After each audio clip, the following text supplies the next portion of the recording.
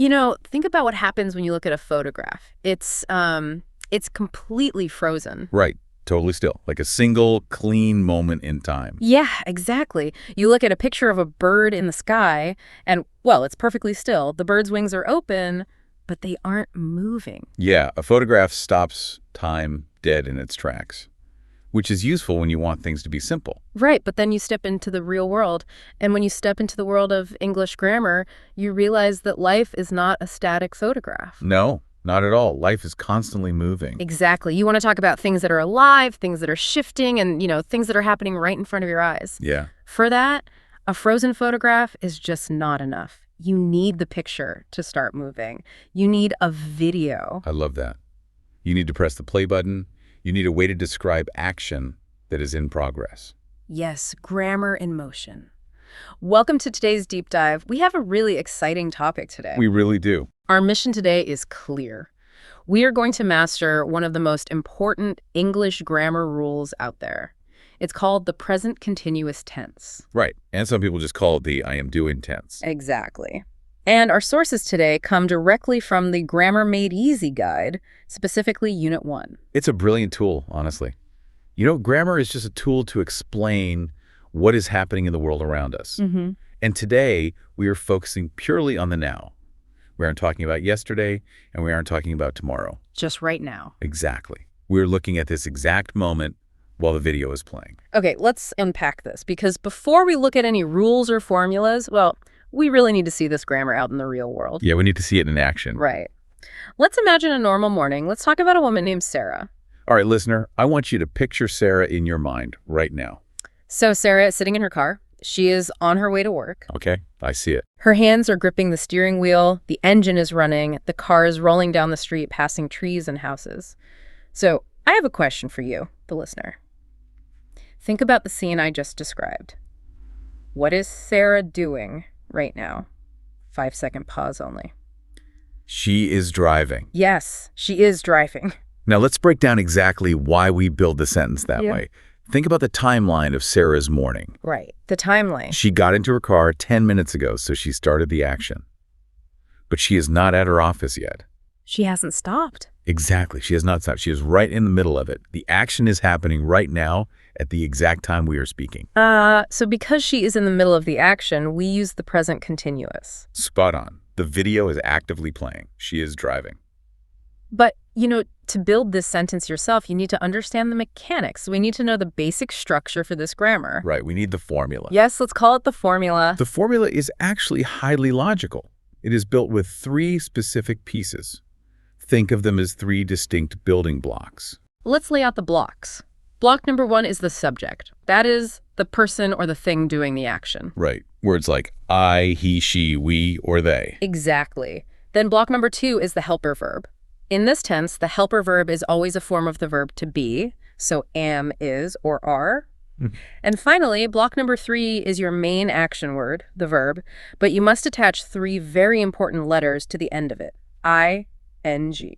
Those 3 letters are so important, they're basically the engine of the sentence. The engine, I like that. Yeah, adding ing to the verb is what makes the action move. It turns a frozen word into an active, moving process. So let's look closely at how the subjects match up with those helper verbs.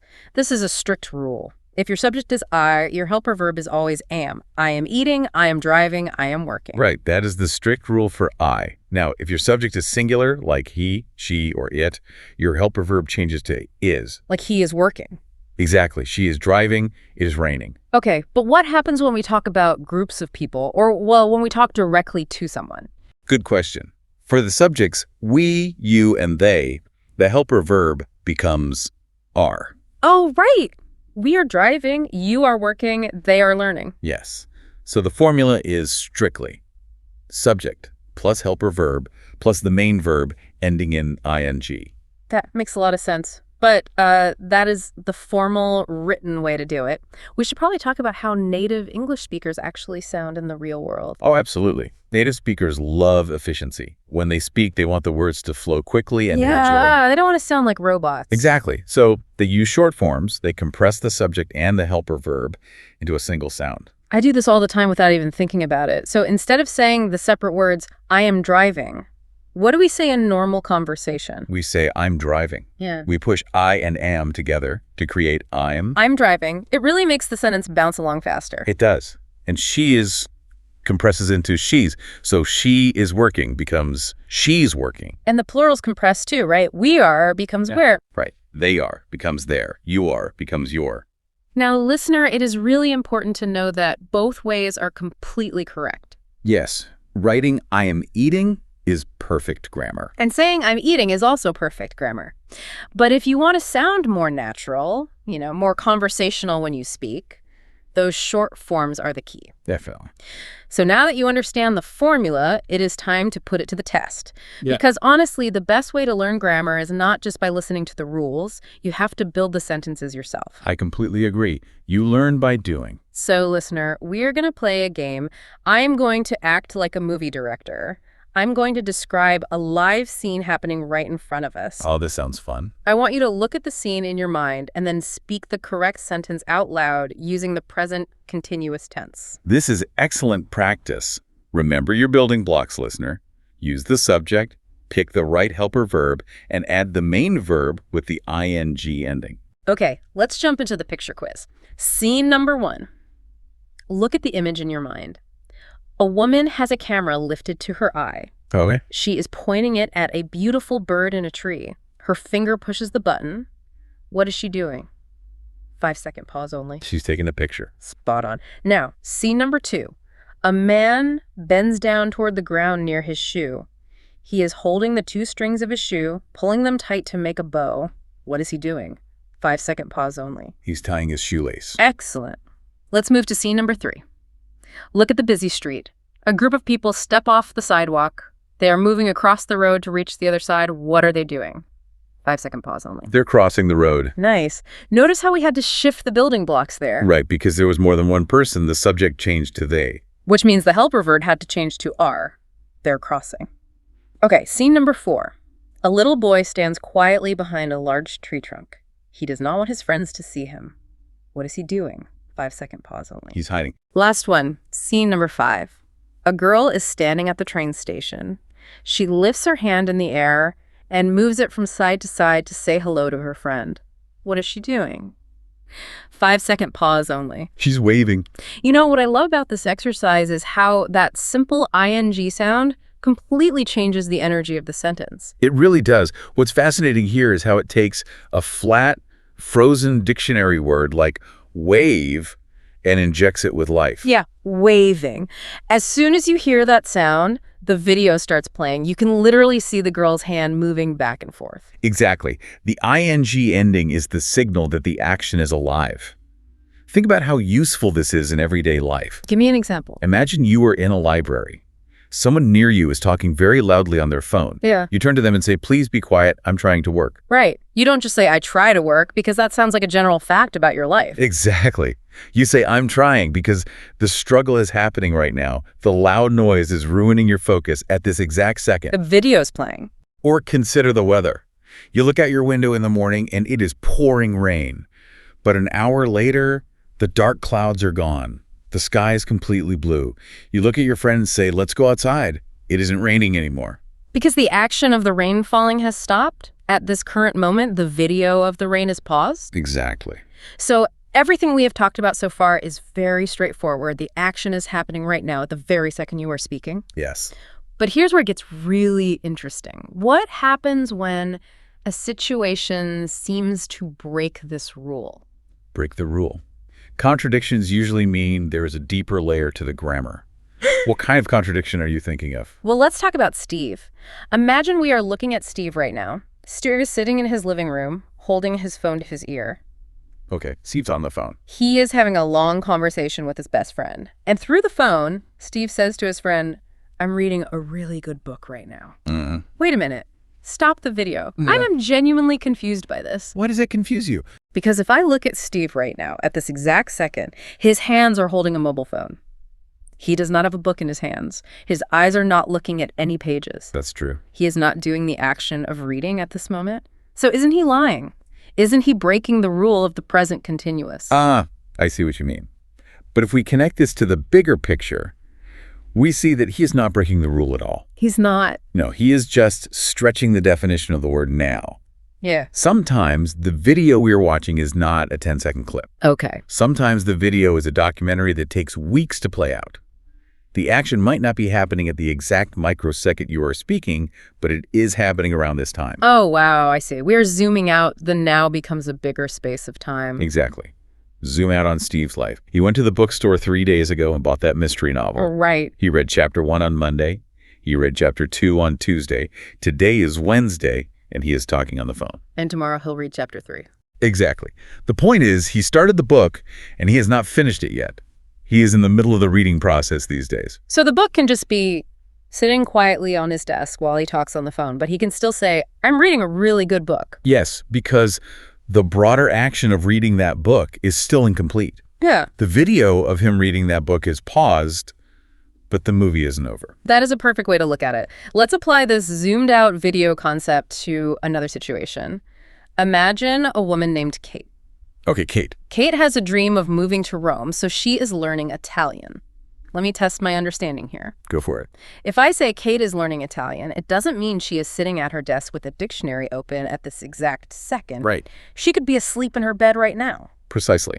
She started her Italian classes a month ago. She has another class next week. The process of learning is happening around now. She's in the middle of it. Therefore, we use the present continuous. She is learning Italian. Yes. Here is a massive example of this. Think about construction. My friends are building a house. Oh, yeah. Building a house takes months, sometimes a whole year. Exactly. If you drive past the land at midnight, the friends are not there. They aren't swinging hammers in the dark. No, they're probably sleeping. But the massive project is still underway. The foundation is poured. The walls are going up. They started it, and it is not finished. So the ongoing action is they are building a house. So we have stretched the word now from this exact second to mean these days or this month. But can we push this flexibility even further? How do you mean? Can we use this tense to talk about temporary situations that last for a whole day or, a whole year? We absolutely can. The present continuous is incredibly useful for talking about temporary situations. We often pair it with time words to show exactly how long this temporary window is open. Time words, like what? Words like today, this week, and this year. Oh, right. Let's say you have a coworker who is usually quite lazy. But today, they're running around the office, carrying heavy boxes, organizing files. You look at them and say, you're working hard today. Notice the distinction there. You are not saying they are a hard worker in general. Definitely not.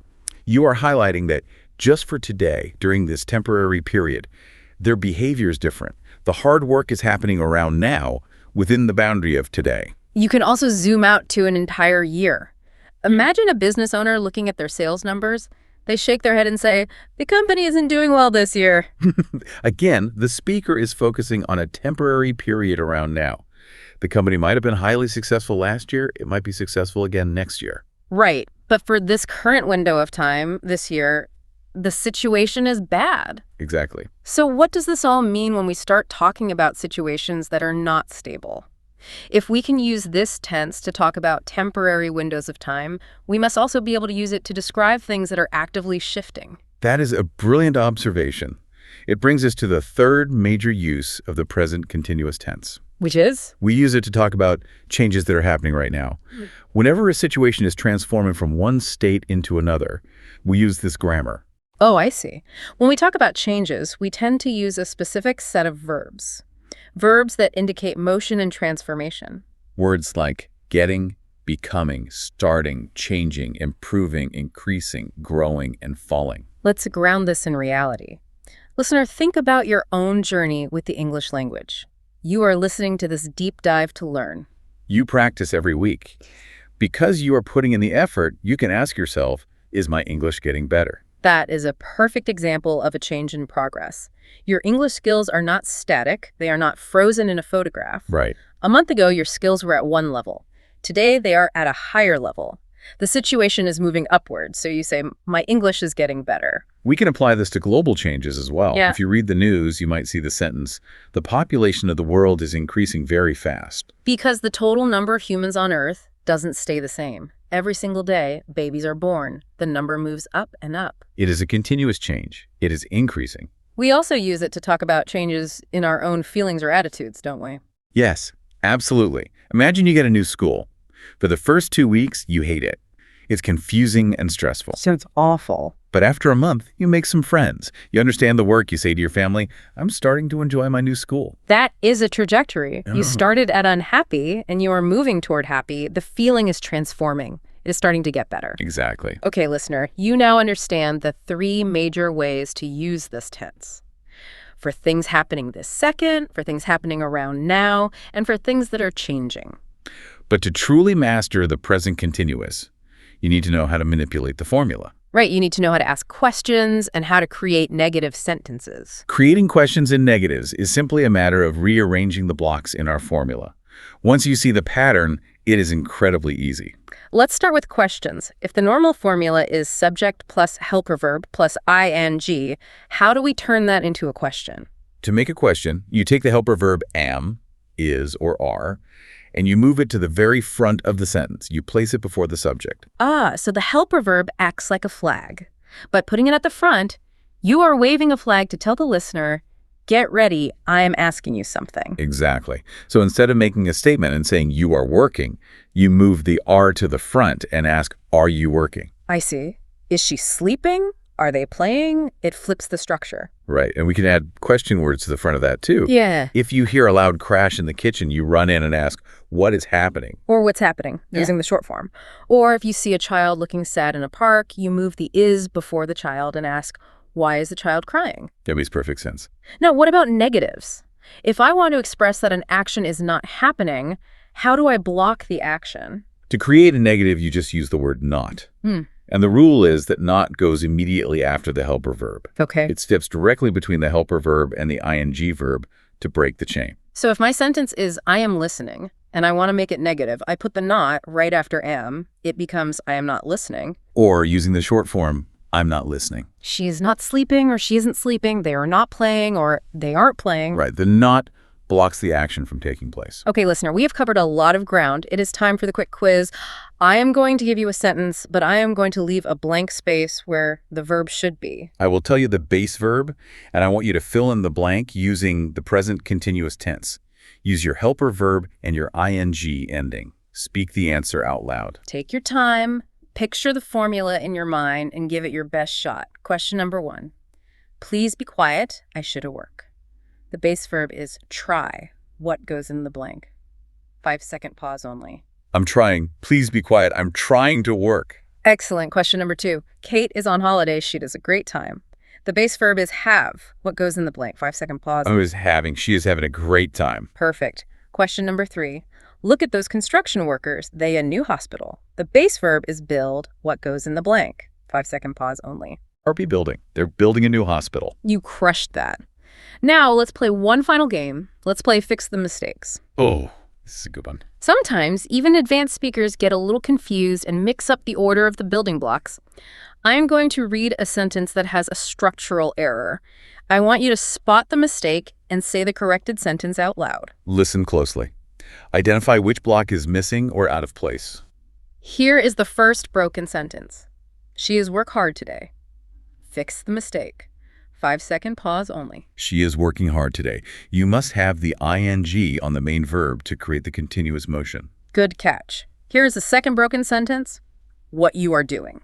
Fix the mistake. 5-second pause only. What are you doing? Because it is a question, the helper verb are must swing around to the front before the subject you. Nice work. Let's do the last one. Let's see if you can catch this negative mistake. I am listening. Fix the mistake.